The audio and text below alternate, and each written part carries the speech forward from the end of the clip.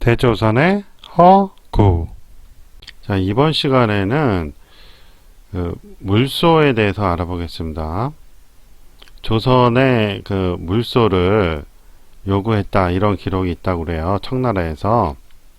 근데 물소라는 것은 따뜻한 나라에 산다고 그럽니다. 조선에 물소가 없는데 물소를 요구한 걸로 봐서 조선이 따뜻한 지역에 있었을 것이다 라는 주장을 하는 게 있어요. 잠시 들어보시죠. 자, 이걸 청태종이 조선에 내린 11조 항에 유지해 보면은 조선은 청에 대해 다음과 같은 세패 조공부를 보낸다. 수우각, 물소불 200상, 표피 100장, 후두 12. 이걸 요구한 겁니다. 자, 우선은 동영상에 나오는 청태종에 대해서 알아보겠습니다. 숭덕제라고도 하고요. 누르하치가 이제 청나라 후금을 세웠죠. 누르하치가 그것을 이제 국호를 청으로 바꾼 인물이에요. 그래서 이때는 만주에 있었어요. 그래서 여기 보시면 재위 기간 중에 조선 침공을 하죠. 그리고 인조한테 이제 항복을 받아내잖아요. 그 다음에 이제 중국으로 진출하는 거예요. 중국 대륙으로 명나라를 이제 정복을 하는 거죠. 그러니까 청나라가 조선에 대해서 물소불 요구하고 이럴 때는 조선보다 북쪽에 있었던 게 확실해요. 기록으로 봐도 그렇죠. 그러니까 당연히 추운 지방에 있는 거죠. 그렇죠? 그리고 이제 중국 대륙에 있던 명나라를 차지함으로써 그때는 이제 따뜻한 지방까지 이제 진출하는 거죠. 자, 조선왕조실록에서 물소로 검색을 해봤어요. 그랬더니 이렇게 많은 기록이 나옵니다. 자, 그 중에 문종실록에 보면 물소불은 본토의 소산이 아니고 라고 나오죠. 이제 활을 만드는데 중요하기 때문에 이게 물소가 옛날에 귀하게 대접을 받았어요. 이게 귀하다 보니 조선에서도 물소를 이제 기르려는 노력을 많이 해요. 그래서 같은 문종실록 3권에 보면 물소, 암소 20두를 해도에 놓아 길러서 활 제조하는데 이바지하기를 이렇게 나오죠. 성종실록에 봐도 물소뿔이 우리나라에서 나는 것이 아니다 해요. 그러니까 원래 우리나라에서 자라던 것이 아니다 이 말이죠. 물론 아주 먼 옛날에는 살았을 거예요. 삼국시대 고구려 때는 이제 날이 더 따뜻했기 때문에 살았을 수 있죠. 그러니까 이제 고구려에서 그런 훌륭한 활을 만들었겠죠. 자, 근데 성종실록 101권에 보면 여러 거울에서 나누어 기르는 물소가 이모년부터 올해까지 새끼친 것이 겨우 70여 마리입니다 라고 나오죠. 여기선 겨우라고 했지만 어쨌든 길렀단 말이에요. 자, 성종실록 281권에 봐도 수원과 남양에서 물소를 기르는데 라고 나오죠. 사람을 받아서 상해하였다고 합니다. 중종실록에 보면 물소를 부려서 밭을 갈았더니 그 성과가 보통서보다 좋았다 이렇게 써 있어요. 방금 조선왕조실록에서 살펴보았듯이 물소가 조선시대의 원래 산물은 아니었어요. 한데 이제 활 만드는데 워낙 중요한 재료다 보니까 물소를 기르려는 노력을 많이 했습니다. 그리고 실제로 사육도 했고요. 번식도 했어요. 많이 번식을 시키지는 못했지만 어쨌든 키우긴 키웠다 이 말이죠. 이 제목은 명청은 청자국이 아니다 하면서 또 그래도 청나라가 조선을 침략해서 이런 걸 요구했다라는 것은 부정은 하지 않고 있네요. 근데 문제는 그거죠. 조선이 아메리카에 있었다가 주장하는 또 대조선 주장 사람들이 있잖아요. 그거하고는 또 어떻게 연결시킬 거냐 이거야. 그럼 청나라가 만주 쪽에 있었는데 북아메리카까지 쳐들어가서 북아메리카에 있는 조선한테 그걸 요구했다는 말인가요?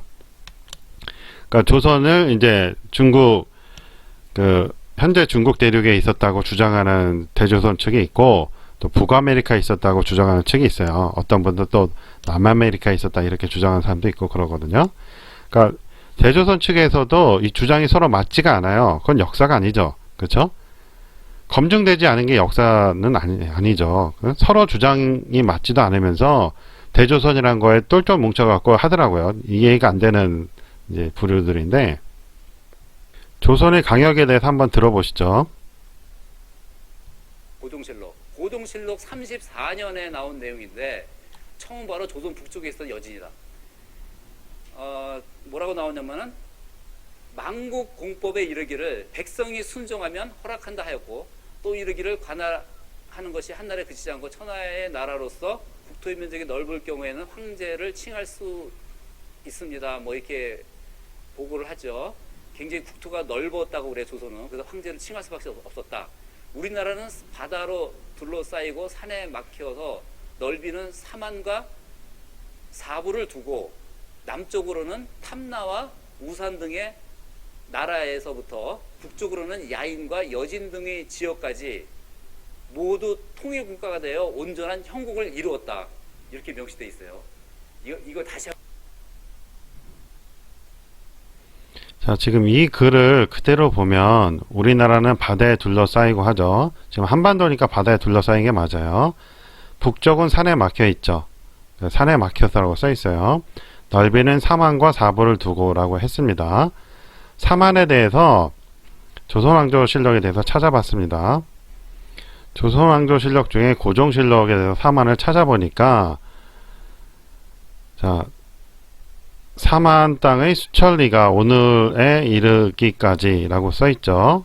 그 다음에 여기도 사만의 땅을 통합하여 영토는 4천리를 뻗어 있고 라고 써있습니다. 그렇다면 현재 한반도를 설명하는 게 맞고 탐라도 제주도가 되는 것이죠. 물론 이 강사는 이 탐라가 현재 제주도가 아니다 라고 말을 하고 있어요. 그리고 북쪽으로는 야인과 여진이라고 말을 했습니다. 청나라가 이제 여진족인데 그 청나라고 안 쓰고 여진이라고 썼다고 뭐 이게 다르다라는 식으로 또 주장을 하고 있어요. 여기 보면 이 정도의 지역으로도 충분히 제국이 될 수 있습니다 라고 했죠. 그러니까 그전에는 제국이 아니었다, 칭제하지 못했다 라는 말을 하고 있는 거예요.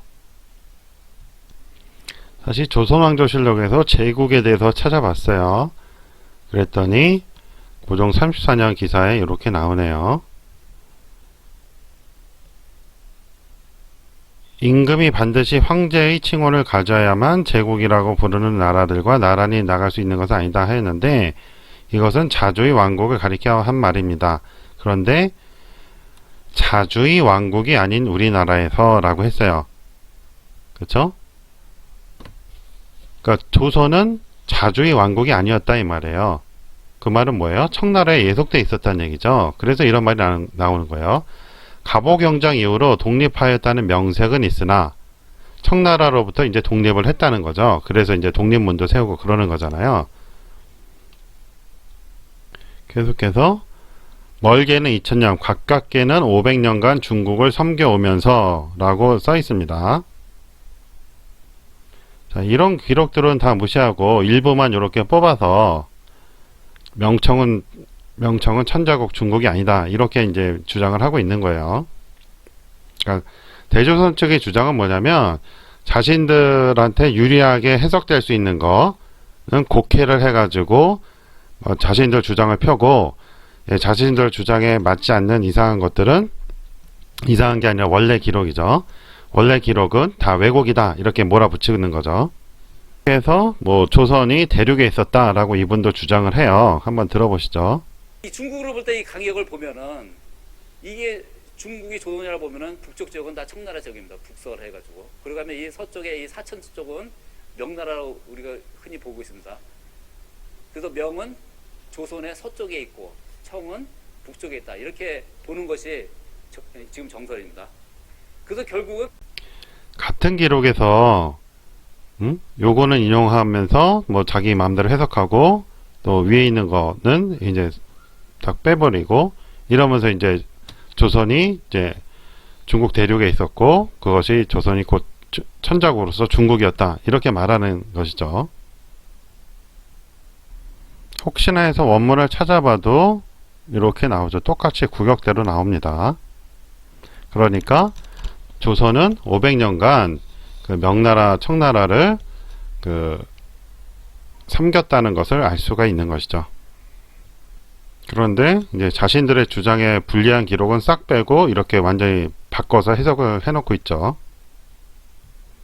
그리고 지도도 이런 식으로 이제 조작을 하죠. 뭐 여기가 충청도고 황해도고 여기가 함경도고 뭐 그렇습니다.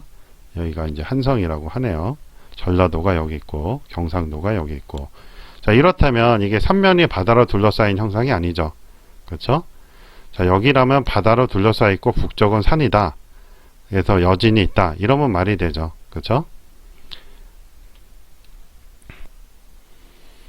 그리고 뭐 한마디 더 하자면 지금 정약용이 이렇게 썼다는 글에 이렇게 이거를 예시를 하는데 지금의 산천도 요승과 사망시대의 산천이며 지금의 강역도 요승과 사망시대의 그 강역이다 라고 해서 조선이 이제 중국 대륙에 있었다.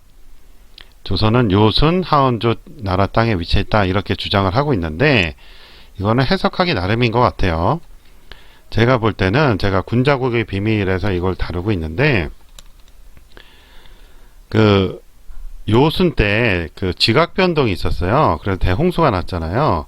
그래서 그때 이제 원래 황해가 육지였는데 그게 바다가 됐단 말이에요. 그러니까 그 이전의 그 지도하고 요순 시대의 지도하고 다른 거예요. 그러니까 그 이후로 그렇게 산천이 이제 바뀐 이후로 그 현재까지 크게 변하지 않았다. 이 말을 하고 있는 거거든요. 그래서 현재 중국 대륙에는 이제 한족이 지배하고 있고 그 한반도에는 우리 조상들이 살았고 이런 게 변하지 않았다라고 이제 이야기를 하는 것으로 보는데 이분은 이런 식으로 주장을 하는 거죠. 같은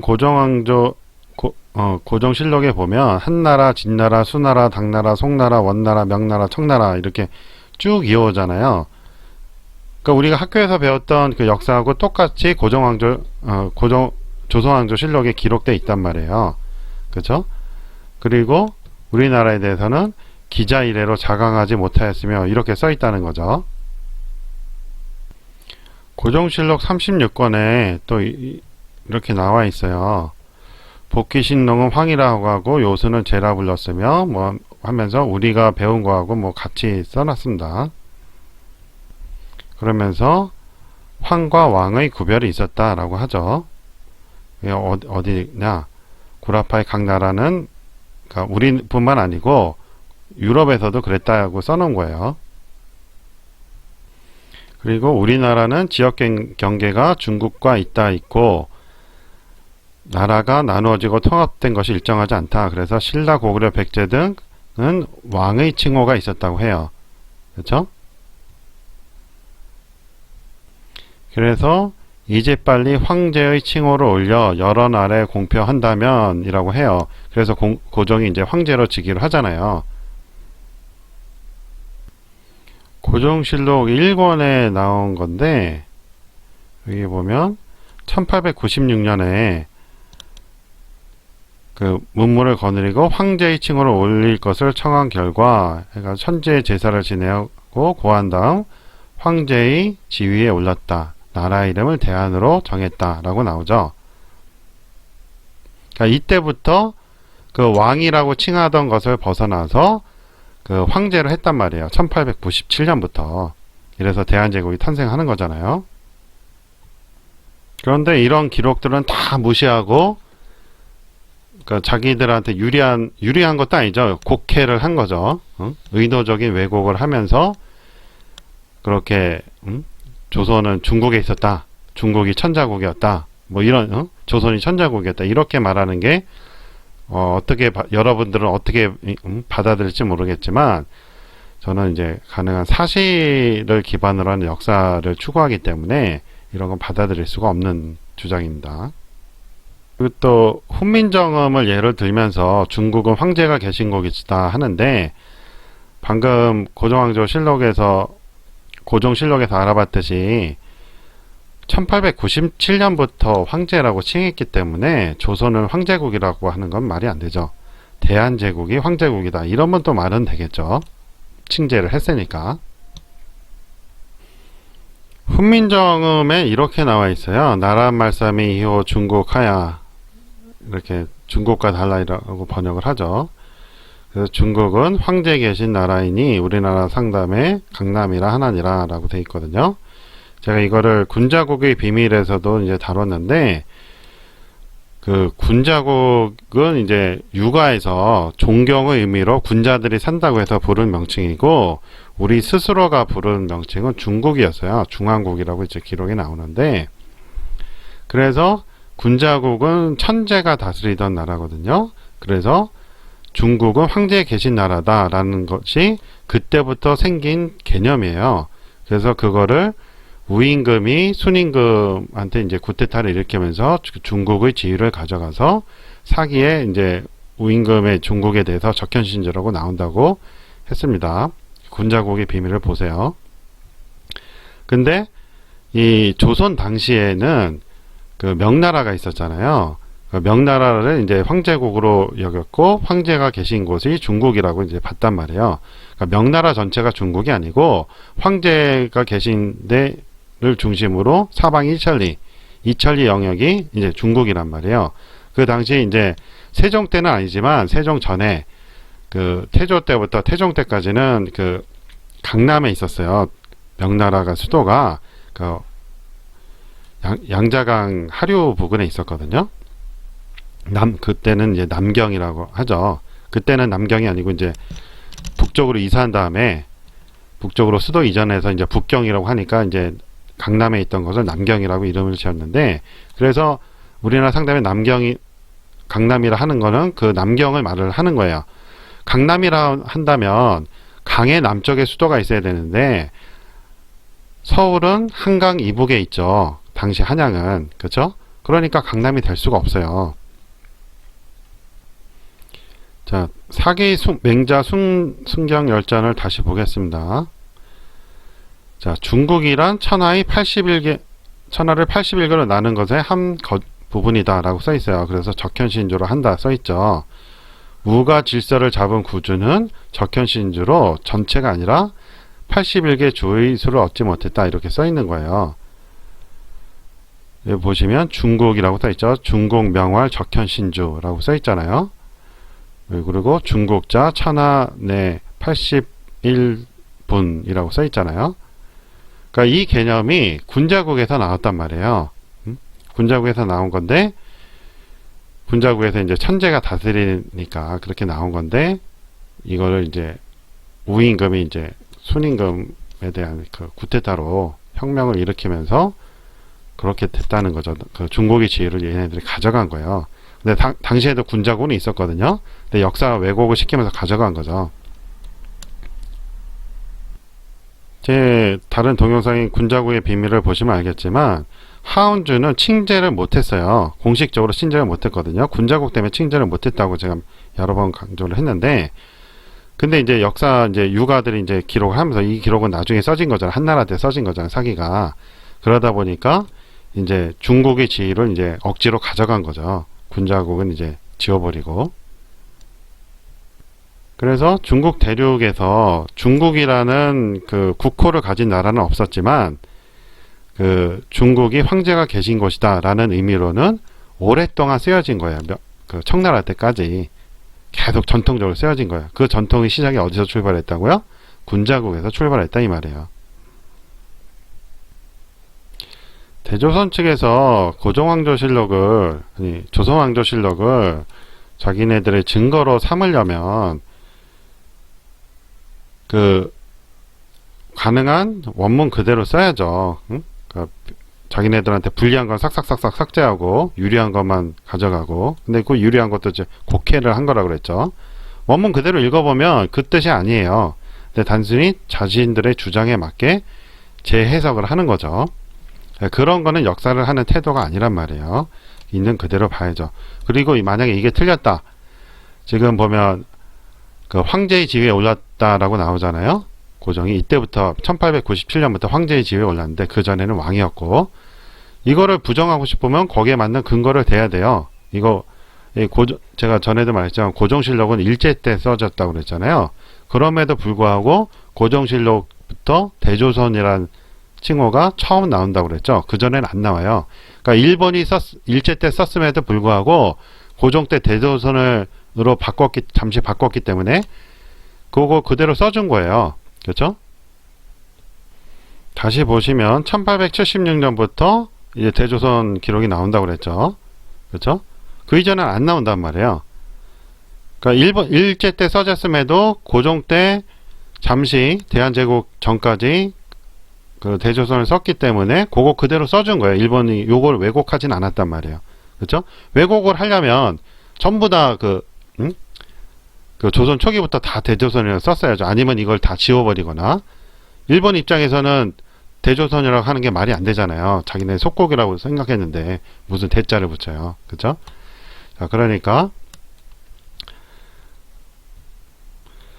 대조선이란 명칭은 분명하게 있었어요. 분명하게 있었지만 고종 때 잠시 몇십 년 동안만 사용했던 거다 라는 것을 인정을 해야 됩니다. 단순히 대조선이란 국호 때문에 조선이 엄청나게 큰 나라였다 이렇게 착각하는 일이 없기를 바랍니다. 자, 오늘 강의는 여기까지 하고요. 다음 시간에는 다른 걸로 반론을 펼치겠습니다. 안녕히 계세요.